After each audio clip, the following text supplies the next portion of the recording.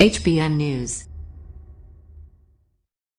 جو ہے میں نے قبول کرنے کی جو میری شروعات ہے، میں قرآن کو اس لیے پڑھ رہا تھا تاکہ میں اس میں کچھ غلطیاں نکالوں. اور یہ بھاونا کہاں سے پیدا ہوئی؟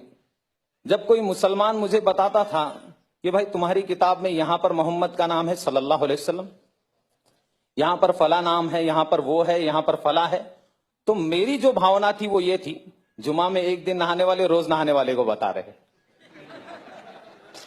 میں نہیں جانتا تھا اسلام کو. جمعہ میں ایک دن نہانے، کیونکہ میرے گھر میں یہی بتایا گیا، مجھے بچپن سے یہی سکھایا گیا، تو میں یہ سوچتا تھا جمعہ میں ایک دن نہانے والے روز نہانے والے کو بتا رہے، اب ان کو بتانا پڑے گا کہ ان کے دھرم میں کیا ہے. یہ بھاونا لے کر میں نے قرآن پڑھا. یہ بھاونا لے کر میں قرآن کو پڑھنا شروع کیا. سب سے پہلے فتح محمد جالندھری صاحب کا میں نے قرآن اٹھا کر پڑھا، ترجمہ پورا مکمل. اللہ کا بہت بڑا احسان ہے، اسی میں میرا جو ہے ذہن اللہ تعالیٰ نے کھول دیا. الحمدللہ میں نے قرآن کو پڑھ کر، اس کو سمجھ کر، الحمدللہ میں نے اسلام کو قبول کیا ہے. کسی کے دباؤ میں نہیں کیا. الحمدللہ کسی نے دباؤ نہیں دیا، کسی نے پیسے نہیں دیے. پیسے دیتا اگر کوئی تو رینٹ کے گھر پہ نہیں رہتا. بارک اللہ فیک. ابھی تو آپ اسلام کے بارے میں بہت ساری چیز جانکاری حاصل کریں. میں آپ سے یہ سوال کر رہا ہوں، آپ بھی کیا ہے، آپ آلریڈی جو ہے لوگوں کو بھی اسلام کے بارے میں آپ جانکاری دے رہے ہیں. تو میرا یہ سوال ہے، کیا اسلام میں جائز ہے لوگوں کو فورس کرنا اور اسلام قبول کروانا؟ ایسا کچھ اسلام میں جائز ہے کیا؟ قرآن کی آیت ہے، اللہ تعالیٰ نے قرآن میں ادھیائے نمبر 2 کے شلوک نمبر 256 میں اللہ نے کہا، لا اکراہ فی الدین، دھرم کے نام پر کوئی زبردستی نہیں ہے. قد تبین الرشد من الغی، میں نے اندھکار اور پرکاش کو واضح کر دیا. اندھکار کیا ہے؟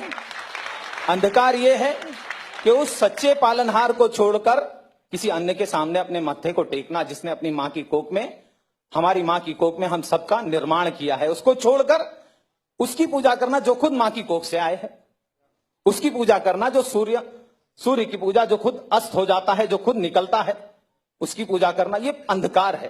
پرکاش کیا ہے؟ جس نے اس پرکاش دینے والے سوریہ کی پوجا کی بنایا ہے، اس کی پوجا کی جائے، نہ کہ سورج کی پوجا کی جائے، نہ کہ چاند کی پوجا کی جائے.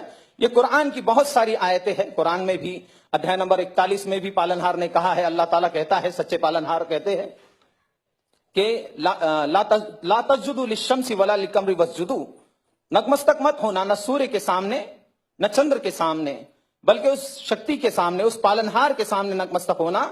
للہ الذی خلقہن ان کنتم ایاہ تعبدون، جس نے نرمان کیا ہے ان ساری چیزوں کا، اس کے سامنے جھکو، نہ سورج کے سامنے جھکو، نہ چندر کے سامنے جھکو. تو اسلام جو ہے یہ سکھاتا ہے، ایک ایشورواد سکھاتا ہے، سچے پالنہار کی بھکتی سکھاتا ہے، اس کے آدیش کے انوسار جیون ویتیت کرنا سکھاتا ہے. انسان صبح کیسے کرے، شام کیسے کرے. پہلے جانور تھا، ابھی انسان بن گیا، ایسا لگتا ہے مجھے. پہلے مجھے نہیں معلوم تھا کیسے جینا ہے، کیا کرنا ہے. سو کر اٹھوں تو کیا کروں؟ سو کر اٹھنا بھی بھکتی ہے. اسلام میں اگر کوئی آدمی سو کر اٹھتا ہے، الحمدللہ الذی احیانا بعد ما اماتنا والیہ النشور پڑھتا ہے، تو اس کو ثواب، سونے کا اجر مل رہا ہے. باتھ روم جا رہا ہے، وہاں پر بھی بھکتی کی پریرنا دی گئی ہے، باتھ روم کی پرارتھنا کرنی ہے. نکل رہا ہے تو پرارتھنا کر رہا ہے.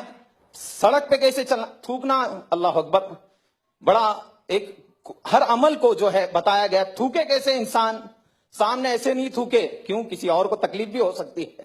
سامنے تھوکے اور اس کو دبا دے، یا پھر الٹی طرف تھوکے، رائٹ طرف نہ تھوکے. تھوکنے کی پریرنا دینے والا اسلام ہے. وہ اسلام، اللہ اکبر، وہ اسلام کبھی بھی کسی کا خون بہانے کی شکشا نہیں دیتا. بارک اللہ فیک.